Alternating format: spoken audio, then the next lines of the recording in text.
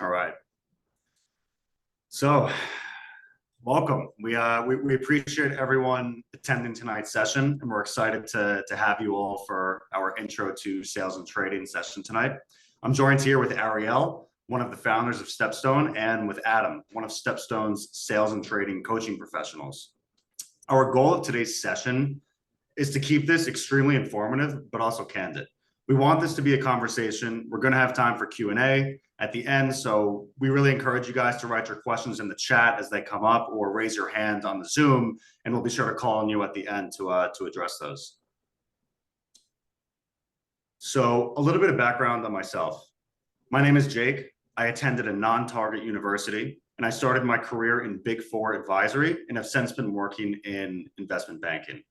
Alongside my partner, Ariel, one of my passions in life, one of the things that I truly enjoy doing is mentoring students and helping them land jobs, especially those from non-traditional backgrounds. Before we hop into today's session, one of the main things that we really want to bring to light is why students typically miss out on these top jobs and these top opportunities. From our experience, this is really due to four main factors. The first is recruitment timelines are moving earlier and earlier. Second, students struggle figuring out what they actually want to do with their careers and in their life. Third, universities often aren't equipped with the insider knowledge to really give students a leg up in the recruitment process. And lastly, students lack the connections with industry professionals to guide them in the recruitment process. So keeping that top of mind, I'm going to pass it off to Ariel. Thanks, Jake. Hi, everyone. My name's Ariel. I'm a former Evercore investment banker and a venture capitalist, and one of the founders of StepStone. I've been very involved in the mentorship space over the years, similar to Jake, and I formerly built out Cornell University's career advising program, specifically within investment banking, and over the years have helped hundreds of students break into top finance roles. We created StepStone because it's the resource that we wish we had when we were navigating our own career journeys. From the stress of just trying to figure out what the right career path is and how to navigate the increasingly competitive recruitment process, we're building the end-to-end resource to help you succeed. We provide access to free resources and events from industry professionals to help you secure the highest paying roles. We have everything from interview prep guides to resume templates, courses, books, all built and curated by real-world professionals. We also host industry events like this one and our upcoming management consulting and private equity event. We also offer personalized coaching to help you succeed with your career. So all of our coaches are real-world industry professionals like Adam, and they have extensive experience in coaching. Whether you're in the early stages of just trying to figure out what the right career path is, or you're looking for very targeting recruiting preparation, you can book a free 15-minute call with one of our coaches to learn about how they can help you succeed. And finally, and most exciting, we help you land your dream job. So we provide you with access to top job opportunities within business. We want to help you get hired. So by submitting your resume on our platform, you can be featured in our talent pool, which we have access to recruiters as well as employers. We'll reach out to you directly if there's a role that fits your interests. So with that, I'll turn it over to Adam for an introduction to sales and trading. Adam is a former Barclays Sales and Trading professional, and he's helped over 30 students land top sales and trading roles. Over to you, Adam. Thank you, Ariel. Hi, everyone. It's a pleasure to meet you all. Give you a quick rundown myself. My name's Adam. I am actually born and raised in Southern New Jersey. So if anyone here is from Jersey, go Jersey guys, right? So quick background myself. I went to Rutgers. I was originally an engineering student my freshman year, and then I eventually switched over into finance. Graduated with a degree I graduated in a degree in finance with a concentration in business analytics. During my time at Rutgers, I was part of several different clubs, but for my professional experiences, my freshman summer, I did a social entrepreneurship internship at a small startup called Fulfill. It was a great opportunity, just something to kick off my experience, so I did that. My sophomore summer, I got an opportunity at a private equity fund called Systematic Insights Capital. It's a little boutique firm. And during my junior summer internship, I worked at Barclays in their sales and trading group. which is where I rotate on 2 credit trading desks and then received a full-time offer on their equity derivatives sales team, which is where, again, when I graduated in May of 2022, I worked full-time for a year at Barclays.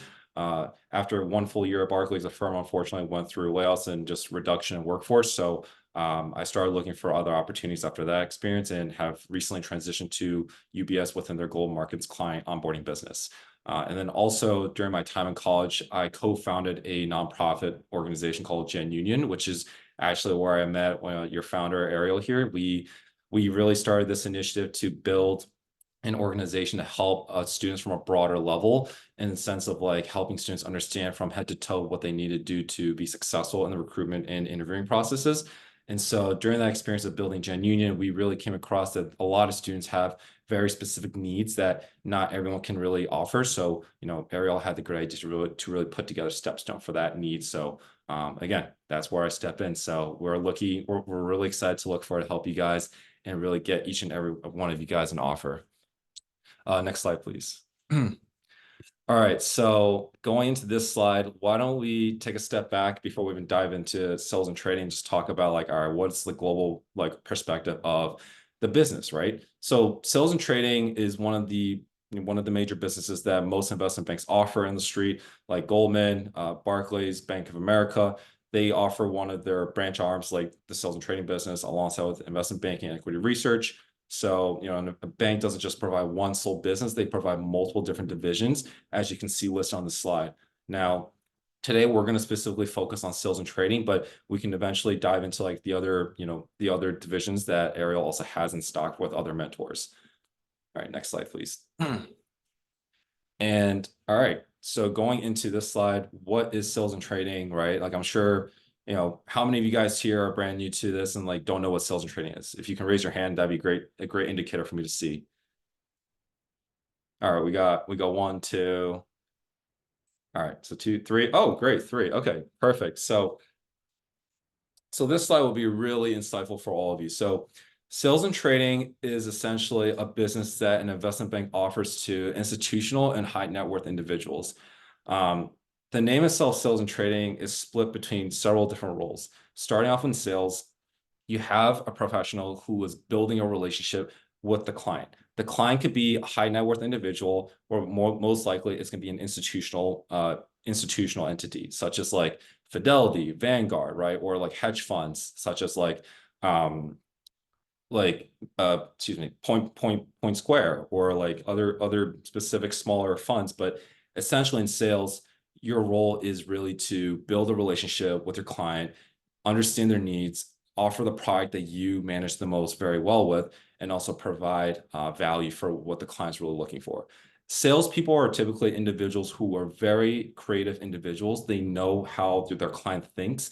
They also are very fast on their feet, and if in case of some specific event occurs, and are always at the point on just valuing their client. So I worked in sales. I worked on the equity derivatives sales team where I issued out structured notes.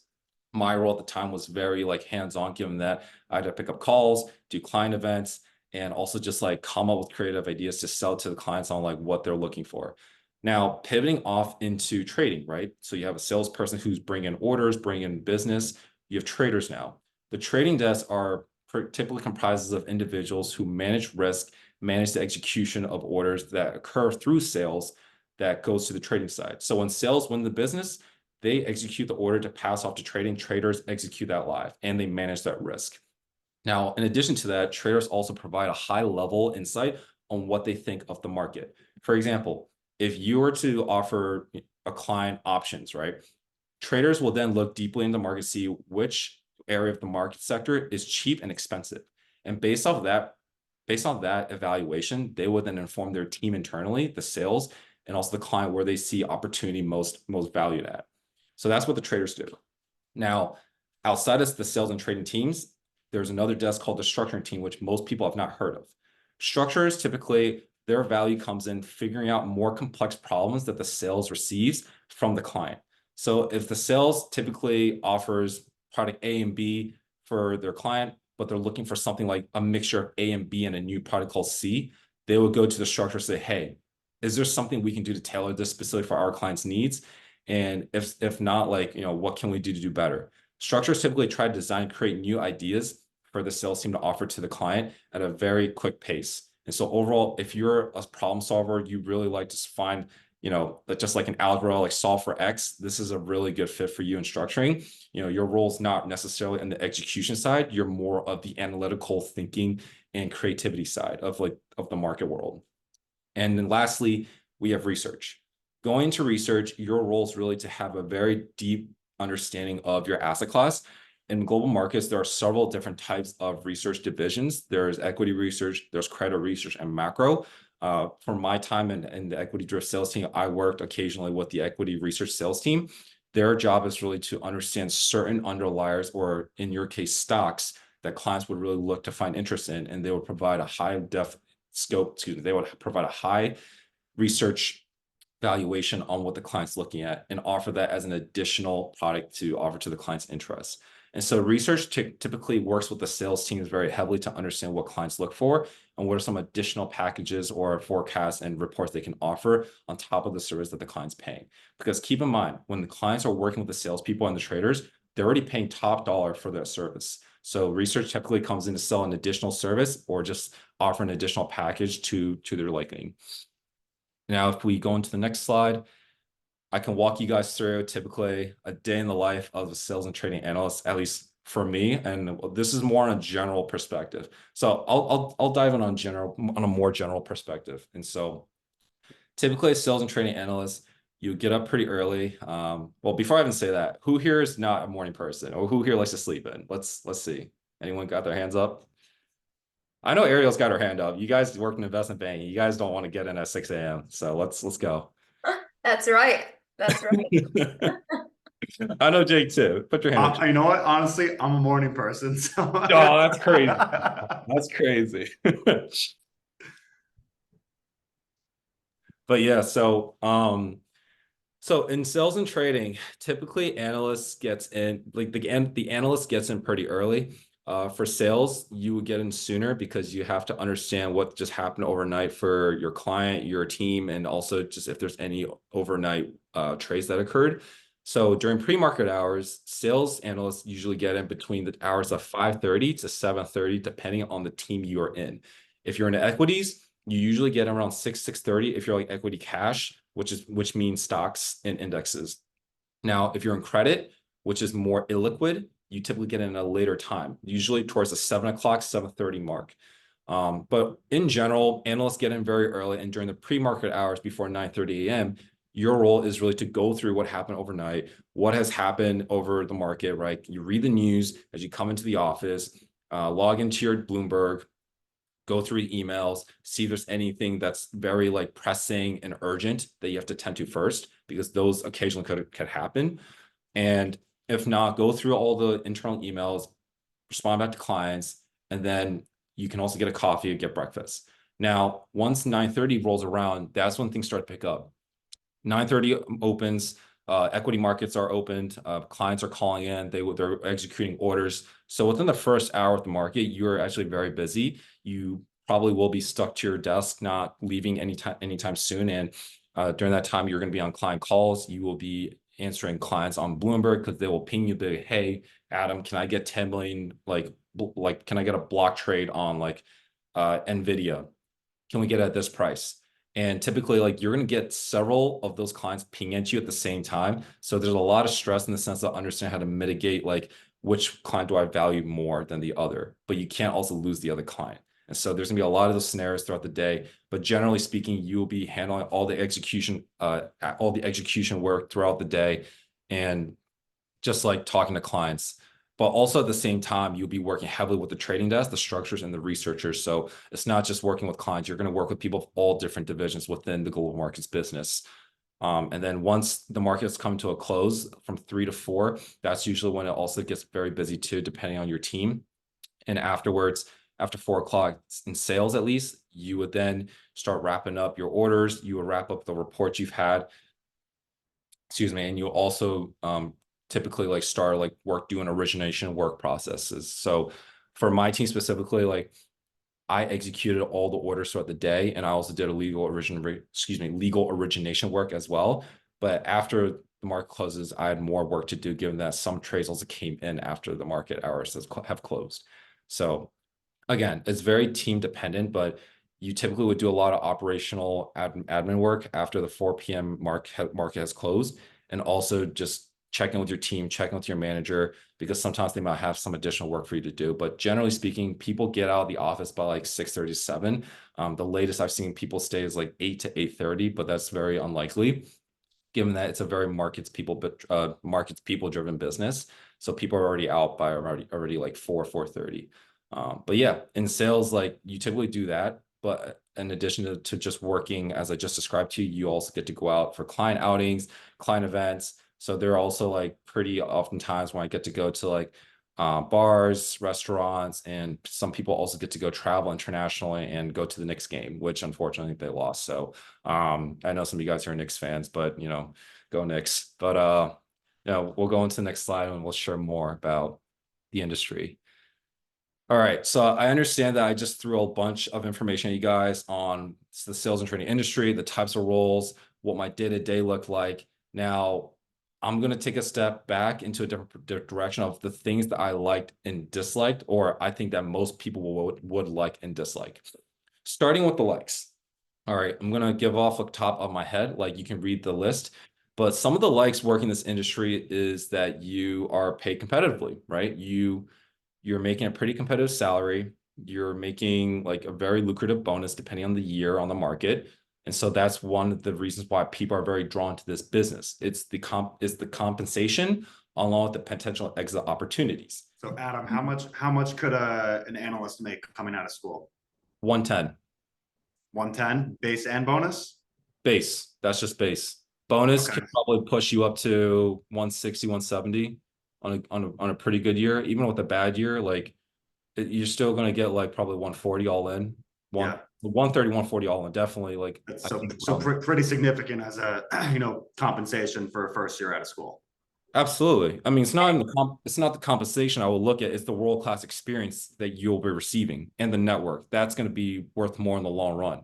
Yes. So, I mean, there's short-term and long-term visions of rewards for this, right? Like short-term is yes, monetary compensation and rewards for that. It's very attractive. But the other reason why I think people will like this industry are the connections, right?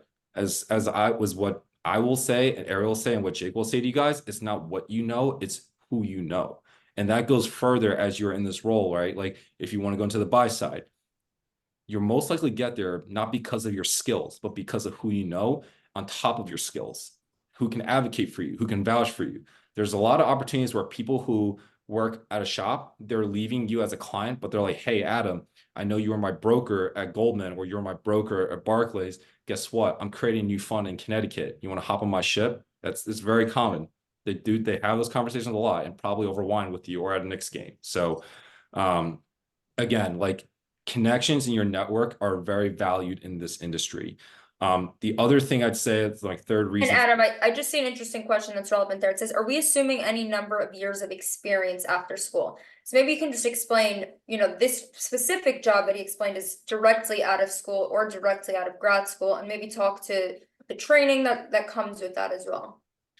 Yeah, that's a great question. So as an analyst, you are typically hired straight out of school. Now, I understand that there are some of you who may have worked like, probably advisory, like Big Four advisory, like Jake, or maybe some other finance related jobs. You can still be an analyst with relevant like finance experience within the 1 to 2 year mark. But most of the time, people hire from the internship. So if you're an analyst hired straight from the internship, you will be paid that pay rate that I disclosed. Now, if you are a grad student who went to like an MBA program or went to a Master's of Science program at Columbia or Rutgers, you can definitely enlist within the associates program. They do have those at banks where you can apply. And so hopefully that answers the question. And what's the associate starting salary, just to help some of the grad students who are thinking about entering this industry understand that? I think, yeah, to what I know, it's 125 to 135. They start off around there, and then bonuses will definitely be higher. So north of 200, 210 could be. Yeah, all in. Yeah, all in. They'll hit 200 most likely, yeah. Depending on the year, of course, with the bonuses. But yeah. Perfect. But yeah, sorry about that. Pivoting into the dislikes, as we don't want to talk about. I'm sure, as I mentioned to you guys, that some of the dislikes in working in markets is that you have to get up very early. That's not really for everyone, but it's just the lifestyle that it entails within the job. But it's also the other components I say about this role is it is very stressful. The reason why it's such a high competitive environment is because it pays so much. You're being paid to manage this risk and manage this stress of people. That's what comes with the reward.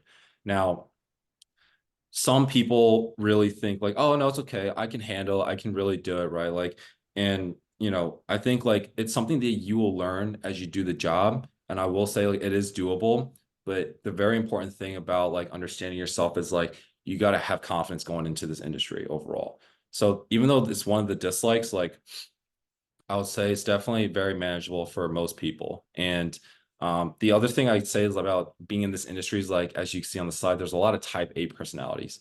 I know a lot of you guys here are probably like really genuine and personable. And that's totally great. Like I'm that guy. Like I like to be that dude who's just like, I'm gonna be me. But let's be honest right now. Like there are a lot of people in this industry who are gonna be very uptight. They'll be very professional in the sense where you have to understand how to mitigate that tension if there is, and also understand how to interact with clients in a high stress environment. For example, And I had an example. I'll let you get to me, Jake. But for one example, right, when I was on the sales desk, I had an experience where a client from the United Kingdom called me and say, Adam, where is my account? I don't see my account. What has happened? And look, and I'm going to be honest, like I'm not in charge of accounts. So you will get thrown into situations where it's not even your fault. But at the end of the day, being part of this industry and learning how to grow stronger, you got to understand and learn how to mitigate those situations by really just trying to ease into your client and not take it personally. So that's just one of the other dislikes I wanted to throw a specific example of. Jake, did you have a question? yeah, and I was going to say, I don't think that that's exclusive to sales and trading. I think anywhere in any job, but specifically within the corporate world, especially when you're coming out of school, there's a big sense of imposter syndrome that I know everybody experiences. And if you don't know what it is, it's the idea that you don't really feel like you deserve to be in the spot or you can do the job, but it's something that everybody experiences. And with every first job, especially out of school in the corporate world, there are going to be tasks that or requests that you have no idea how to handle. But part of the job and learning and growing as a professional is being able to figure those things out. So, I would echo that it's not just sales and trading, that really is across the whole realm of the corporate world, but even beyond the corporate world. If you're, an apprentice plumber, for example, like I guarantee you're not going to know everything on day one of the job. You learn day by day.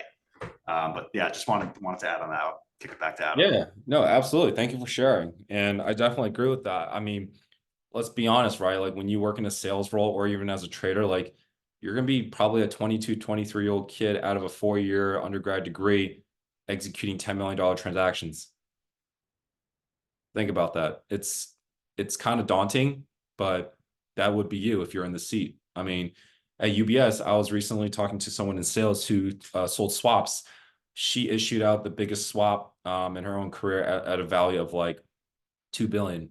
So I was like, wow, that's really massive, giant swap, basket of like equity underliers, pretty much. But yeah, like those are some of the likes and the dislikes. And I guess like before I move on to the next slide, one of the likes I think I was trying to get at is that in sales and trading within the finance industry, you have one of the more better work-life balances despite the stress throughout the day, right? Like you get market holidays, you get to take 2-week MBL leave, which is in a sense an audit regulatory risk control that prevents like insider trading from happening. So if you're in markets, you have to take 2-week vacations once every year, and that's mandated.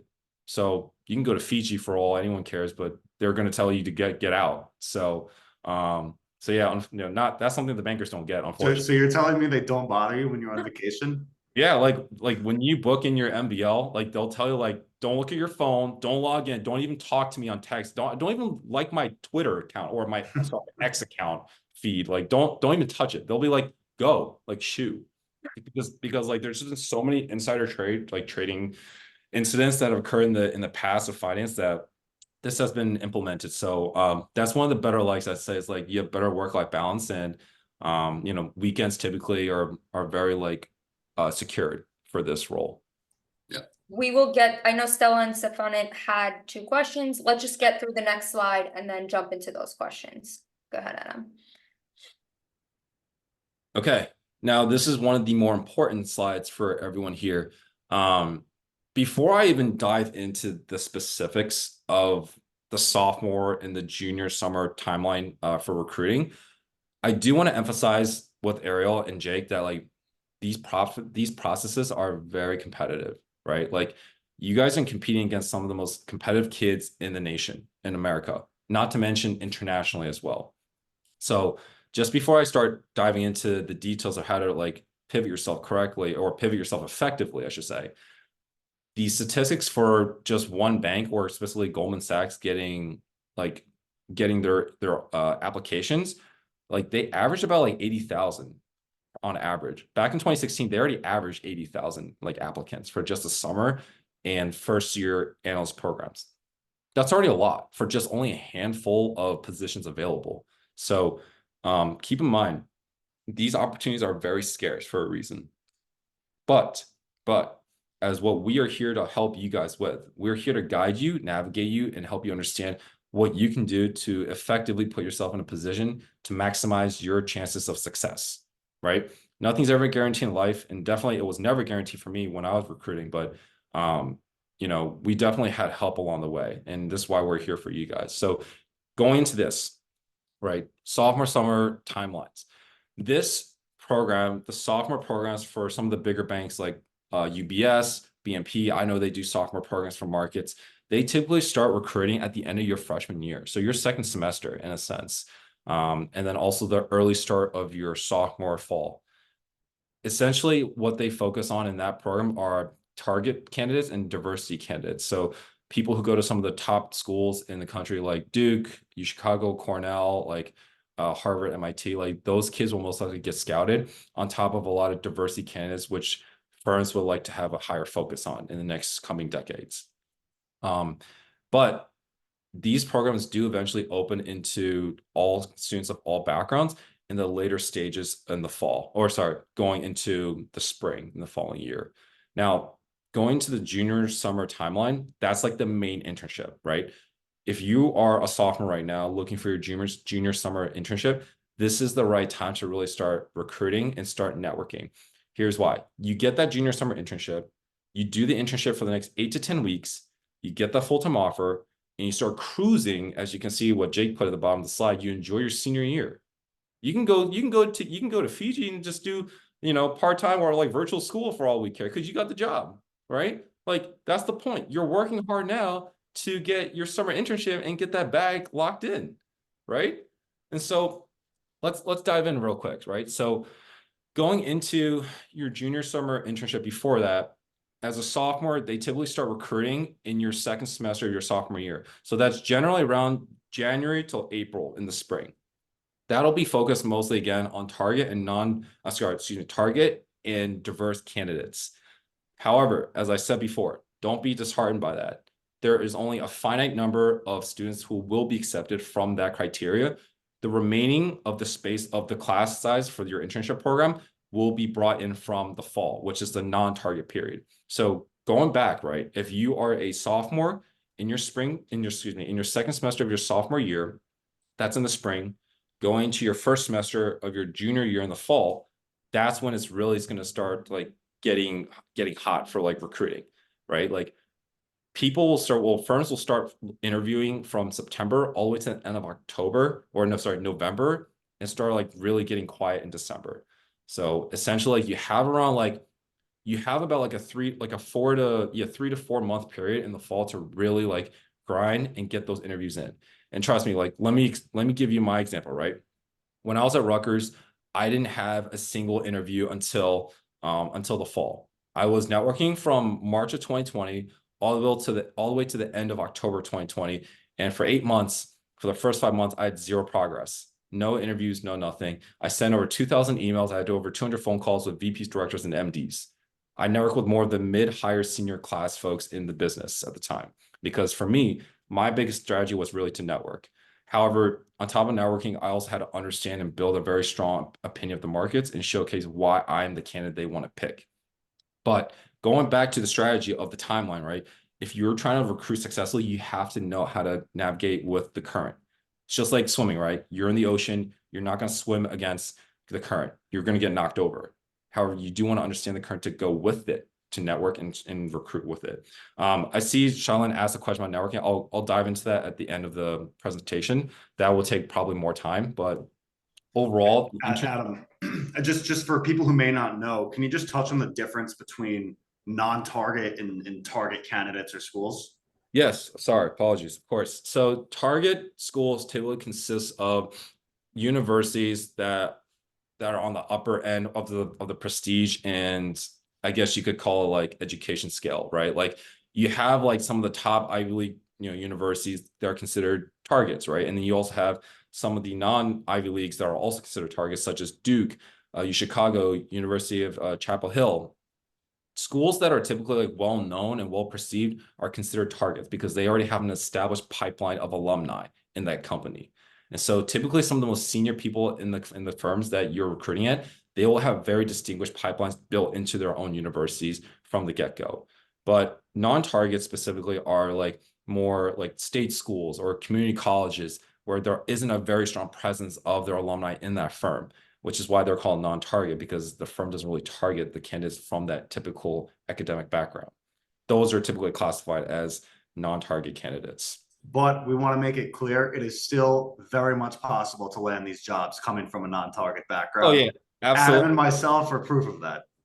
Yeah, I mean, I definitely didn't go that deep into my background when I first introduced, but just to give you guys some, I guess glimmering hope, like when I transitioned from engineering to finance, like my GPA at the time was less than a 2.5. So like if you guys are looking for some kind of inspiration, like I guess I could be your lucky token, but that doesn't mean it's a walk in the park either, right? Like I'm classified as a non-target, non-target, non-diverse candidate coming from a big school of over like 50,000 students, like in the entire Rutgers nation. So I was competing like I'm like finding like a needle in a haystack pretty much.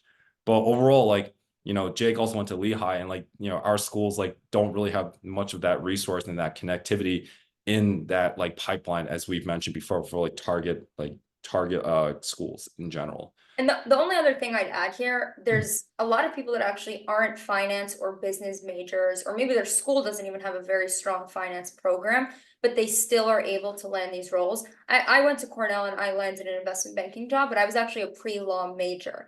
So, and Adam will touch on this, the importance of joining the right clubs and making sure you get that right technical skill set through a coach or through the clubs or extracurriculars that your school might offer is very important. So I'll turn it back to you, Adam, to jump into some of the ways students can stand out during recruiting. Yeah, thank you. Let's go to the next slide. Gotta stay hydrated, guys. When you talk a lot in sales, you gotta stay hydrated. Sorry. Okay. So what's gonna make you stand out more than the kid next to you? That's not to say this is trying to make it turn into Hunger Games or anything like that, but let's think about it, right? You are competing again with some of the most talented kids who have the most impressive backgrounds and probably have more resources than you will. However, everyone has the same amount of time and everyone has the same amount of opportunity to reach out to build a network. And so going into what will make you stand out is if you can utilize that time and utilize your network. It's all about how resourceful you can be as an individual that's going to make a change. And what does that even mean? Right? You're probably thinking like, Adam, what are you even talking about? Like what do you want? Right? So one of the things I've noticed in my time recruiting as a student and also just like mentoring a lot of people, right? Like Ariel said, I've coached over 30 kids. That is true. I've coached 30 kids in my first year of building Gen Union and helped each of them get an offer. Gen Union's been running for 3 years and I've helped over 500 kids in that entire span, 500 plus. Now, out of those numbers, one of the biggest things I will tell you, even to this day, is your story. One of the, like, what's going to make you different is your story. Why should someone care about you and why should someone like to help you? Those are the reasons why you got to have a story, right? Think about it. you're going to school, you're going to like taking a test. When everyone finishes, you're going to see the professor have a stack load of paper to go through. That's exactly what's going to happen when you apply that submit button for that internship. But what's going to make you stand out? Are you going to have a magnet in your paperclip? Right? So what I think is like having a story to really stand out, sharing about your story, what makes you different and what makes you really want this opportunity is going to really help your case, especially if the person you're networking with is someone on the more senior spectrum. Because people in the industry who are more senior have more influence on your candidacy. Now, the second thing I'd say is like when you are interviewing or when you are speaking with people, you want to have a growth mindset. Don't be someone who is like, I have to be investment banking, I have to be sales and trading. I can't have a career where I'm not in the front or at the top. Listen, people want someone who has a very open mind and is also humble.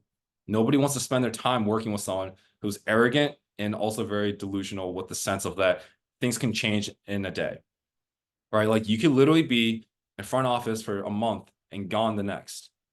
What then? Right? So going back to this, right? Like people in this industry typically really like someone who's very like genuine, very like open-minded and just are willing to learn. People like learners. They want someone who can learn and take that opportunity into the next, whether if it's in sales, whether if it's in banking or another role, like they want that. And the other thing I'd say is like going to the technical side when you interview, they're going to ask you, what is your opinion of the market? That is the most common question, if not the most mandated question in a sales and training interview. They'll ask you, what is your opinion? And if you're going to tell me that you think the tech sector is doing great because NVIDIA is popping off, right? Well, sorry, I hate to say it, but you might as well just start over your pitch because that's probably what the 80th kid said in that same day. And people want to see creativity, as I said before. They want to see, did this person do his due diligence, right? Like instead of talking about the tech sector, why don't you talk about how you think that, why don't you talk about something like, I think that rates will still be stagnant because of the external factors of consumer price indexes that we can't control. Here's an example, right? Like the United States is one of the biggest consumers of crude oil. We consume about 21 million barrels in the whole world, which no other country can compete with. And in addition to that, we don't even produce most of our gas. So we get it all through exports, specifically from OPEC, Saudi Arabia, and Russia. However, as you can probably tell from those countries, I said they have a lot of tension. And, US has always been imposing tariffs on Asia, on China and Russia. But the problem is that like when they impose those tariffs, they're not going to get what they want. The Chinese can sell to the Indians, the Russians can sell to the Saudis for very cheap to get their oil. And so overall, what it means is that when Saudi Arabia told the world that they're going to cut back on their production, that puts the US in jeopardy because the United States is looking to continue their demand of crude oil when the world can't support that because of their own geopolitical decision. And so what that did is it got oil to skyrocket. And so you probably have seen the last few months why prices in crude oil have gone up. And your mom and dad's probably complaining why they don't want to go to Costco or why they have to go to Costco to get gas. Because my mom's definitely like that. She's like, no, we going Costco. No Sunoco, no Lukoil, we going Costco. No, but Costco for real. Costco's a good one. But yeah, so like sharing an opinion, like more niche and more specific, as I just told you guys, is something that these interviewers will look for. They want to see someone who's articulate. They want to see someone who can put together a picture in a story, right? Because as you're pitching, you're not just sharing facts. You're trying to share an idea that you believe in. And so that's typically what interviewers will really look at as someone who really is driven and passionate about markets that I think will make you shine. Lastly, again, this is the best part, I'd say, personally connecting with your interviewer. You're going to be working with that person who's going to hire you for 12 hours a day on average. Ariel and Jay can tell you right now that they work with individuals that their team has hired for over probably 14 hours because they work way longer. So you're going to be dealing with these people and you would really like to get along with them or hope that you can get along with them. So when you're interviewing, you want to be someone who's personable. You want to try to really personally connect with your interviewer. And honestly, those are the best interviews at the end of the day because when you realize that you've only been talking for like 25 minutes, when you've only been talking for several things, 30, 40 minutes have gone by. And you didn't even ask that person didn't even ask you a single lick of finance. Because at the end of the day, finance can be taught. You can't teach someone to like you. It can be taught. So that's just like those are some of my few tips on like what would make you stand out as a candidate. And let's move on to the next slide. where we will talk about the main reasons why students fail. This is, just for everyone's reference, the final slide of the presentation. Please start throwing in your Q&A in the chat. I know there's a lot of questions that came up earlier, so definitely start throwing those in. Over to you, Adam. Thank you. Yeah, I started to throw on the lights because it's starting getting dark out, but okay. One of the things I really will highlight, and this is the first bullet point, is that people don't get offers because they think they got to lean into the cookie cutter answers. Although, yes, for behaviorals, you want to use the cookie cutter strategy, but that filters out a lot of the candidates that people typically have in general. As I mentioned before on the previous slide, what really makes you stand out is if you're personal, you can really connect. For me and a lot of people I've seen, and Ariel can definitely tell you, is that being genuine is something that can really highlight you, right? Because when you're being genuine, you show vulnerableness. And when you show vulnerableness, it shows that you're willing to admit your mistakes and admit things that you are willing to improve on. And people want those individuals on their team. And the thing I've seen the most is that people don't share or want to tell anything about the truth, tell anyone about their true selves. And so they just run down their answers, run down their resume saying, oh, I interned at this company, that company, I did this, I did that. That should make me smart, right? That should make me valid, right? Should on paper, but at the end of the day, that's not how the world works. So I definitely would say not being genuine is a huge reason. And the other one, going into bullet number 2, as we will definitely cover you in our packages and the services we offer, is that you got to have a strong resume to some extent. Of course, there are certain things you can't control, but formatting, punctuality, and words, the wordings of how you describe yourself are all very important, right? Like, I just want to hone in on that because this is actually across the board. 80,000 students are applying to a job a year at these major banks.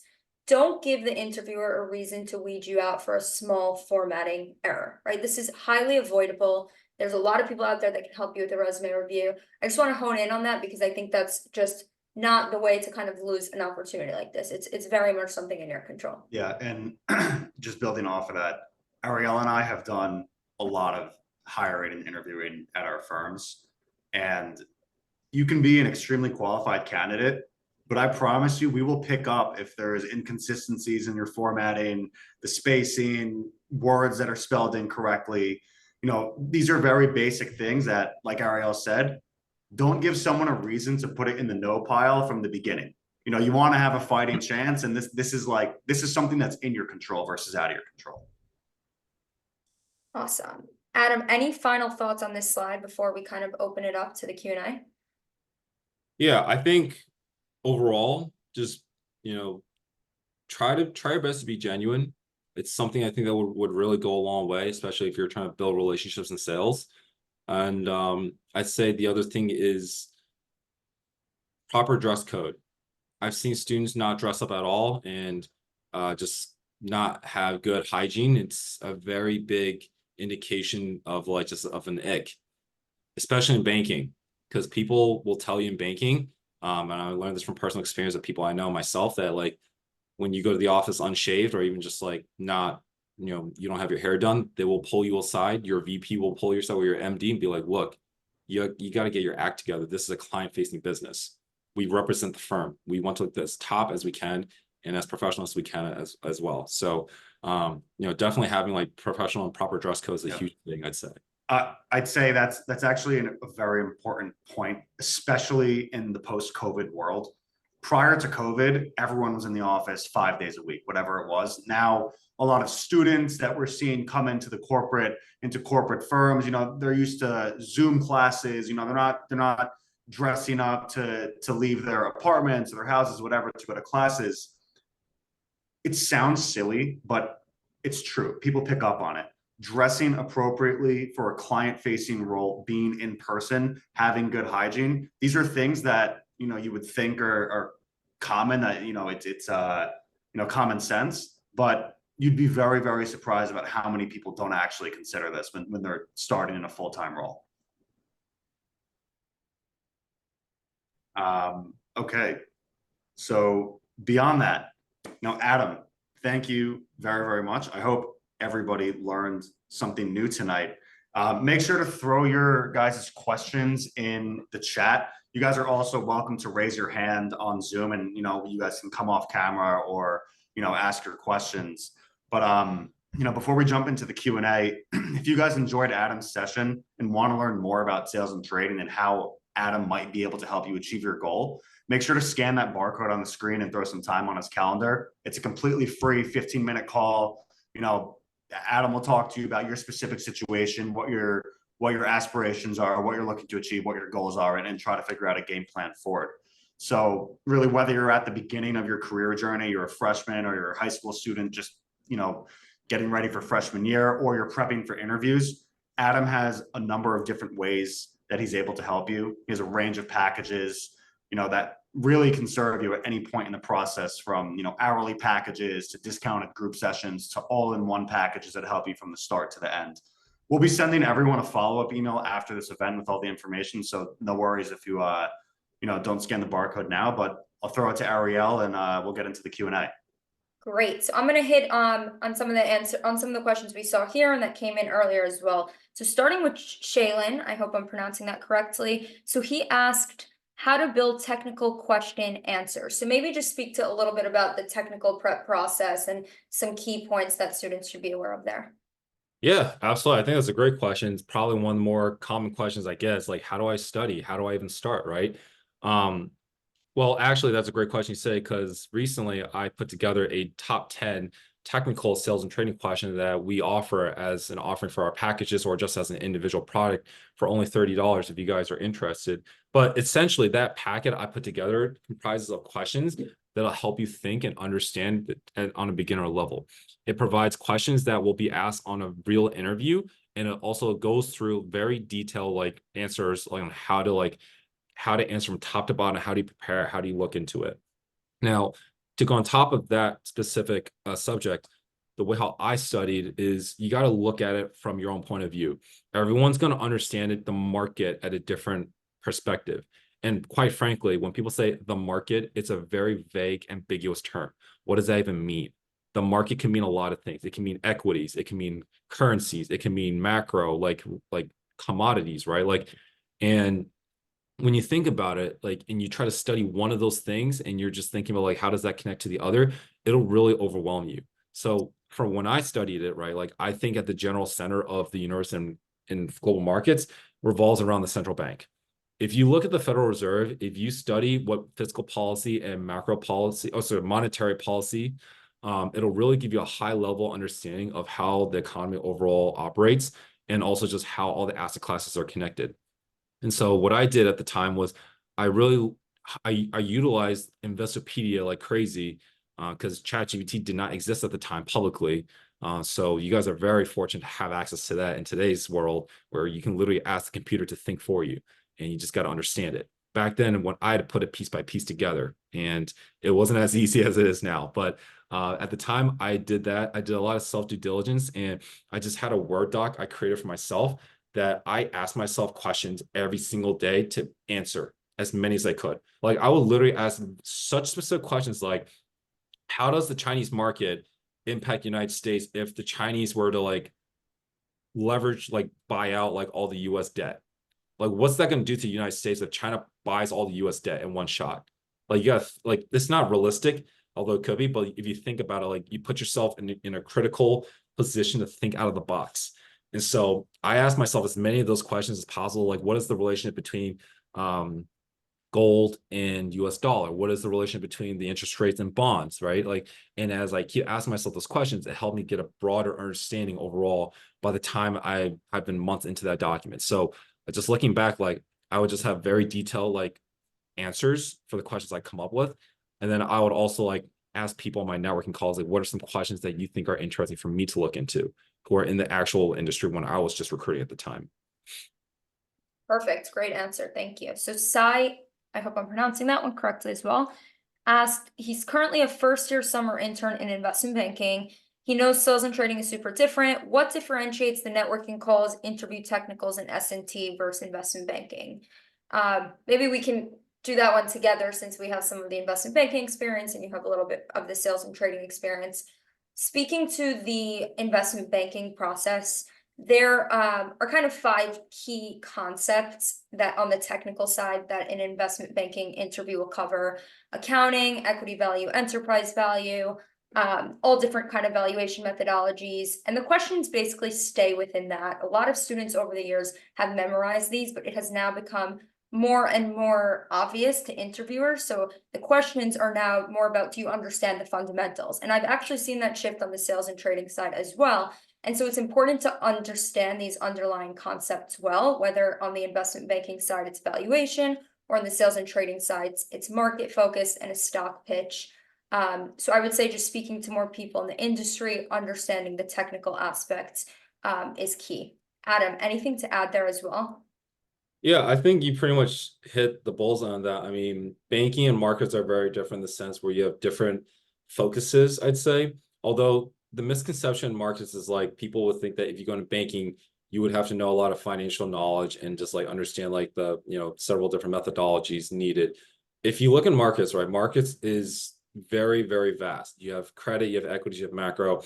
And people also say it's very fast paced, which is true. But on the contrary, there are also desks that are not fast. So if you're worried that you're not a fast paced worker, you don't need to stress about it, because there are definitely plenty of desks that are not fast paced, quote unquote, desks, such as like high yield or distressed credit trading, distressed credit sales, and just like other like specific desks that I can't think of off the top of my head. But there are desks that are not necessarily the most like fast paced and just like focus on executions.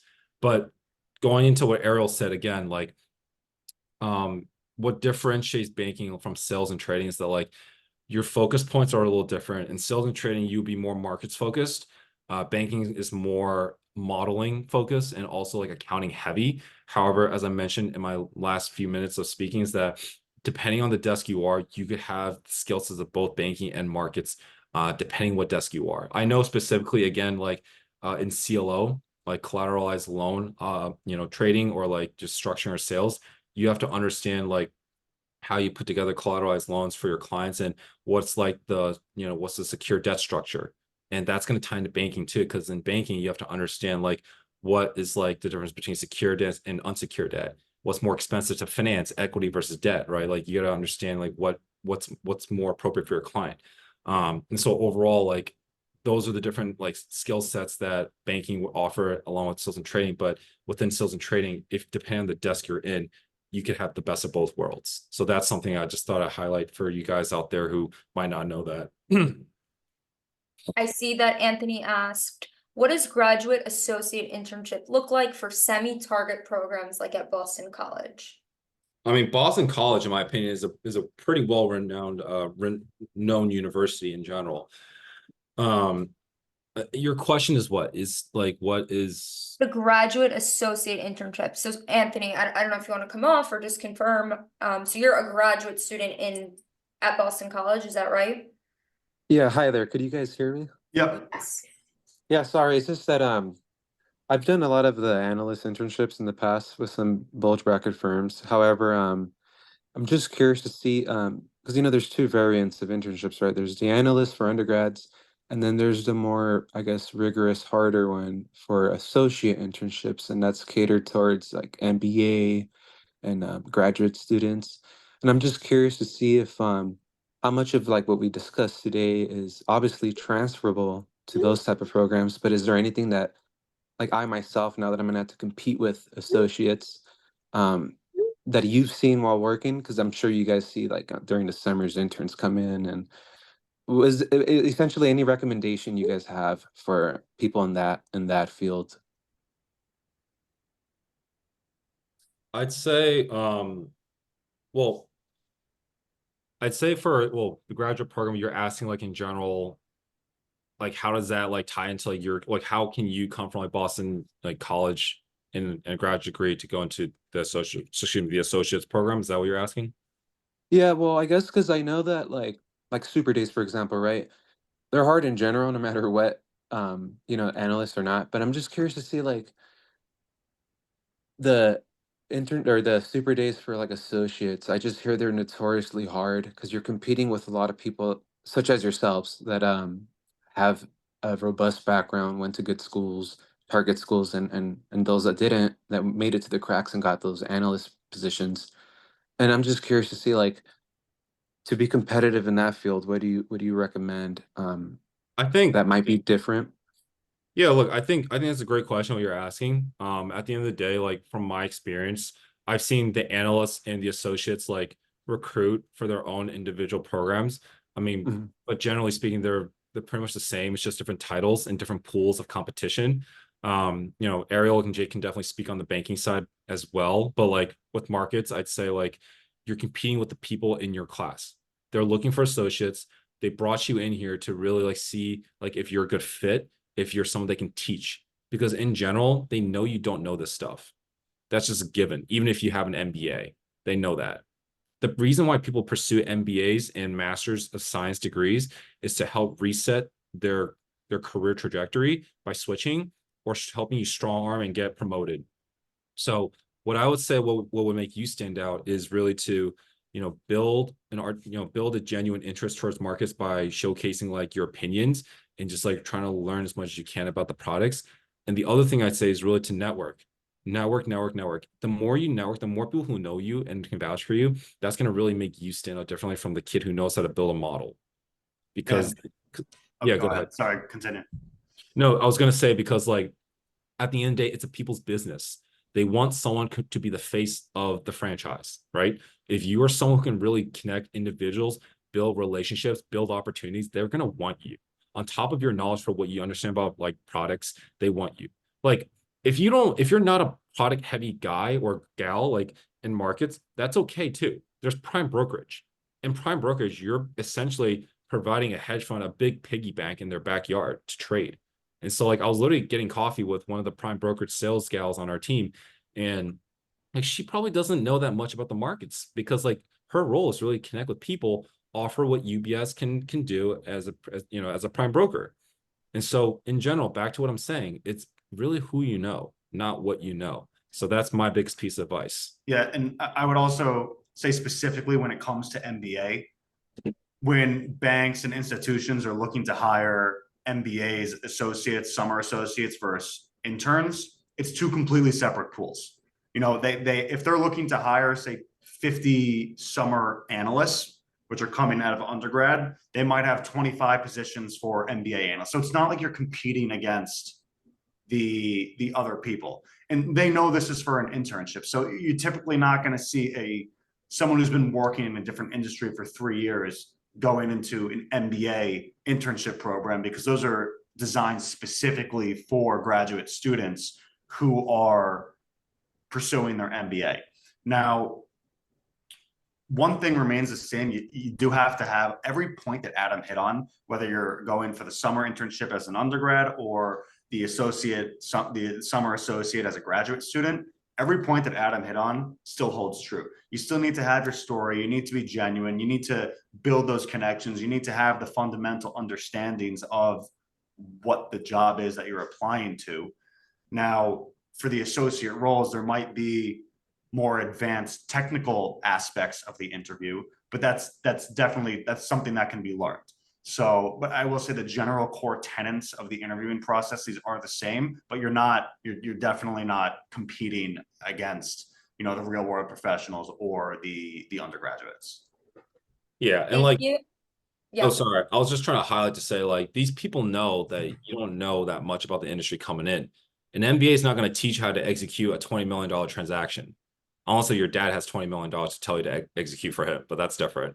But essentially, like, they understand that you are interested, you're here to learn, you want this opportunity. So, you know, don't stress over the fact that, you know, just because like you didn't go to grad school or you didn't like go to the top undergrad university, right? Like it doesn't mean your chances are shot, right? Like everyone has a fair chance. And I think at the end of the day, what's going to really make or break your opportunities are the people who you know, how you put yourself out there and what your ideas are and why you believe them. So overall, I think that with those combinations and, you know, a little bit of like charisma and genuineness, like I think that'll really make you shine in front of a bunch of intellectual, strong people. So yeah, that's kind of my thoughts there.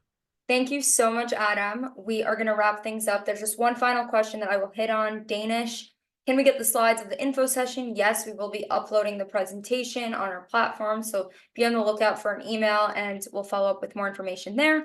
Then you also asked about clubs and societies. How do they help particularly? So there's a few ways clubs can help. So every single school has main clubs for every industry interest, whether that's banking, markets, consulting, what have you. It's important to join one of these clubs early on because you want to show employers that you have a genuine interest in an industry and that you've pursued that interest by joining a club, doing case studies or real world scenarios or projects to express that interest. And then it's actually a great way to actually discuss an experience you have and your understanding of the space during an interview. So it's critical to join a club. There's also some of those clubs are more and more competitive and they take fewer and fewer students. And the real benefit there is actually the alumni network. So if you join a club where there's a lot of alumni that place in great firms, you'll have access to that as well. So that's just a little bit on the clubs and organization side. So with that, I want to wrap up. I want to thank Adam for giving an excellent presentation today. It was extremely insightful. If anyone has any questions, please feel free to book a free session with him. And we're also available should you have any questions directly for Jake or myself.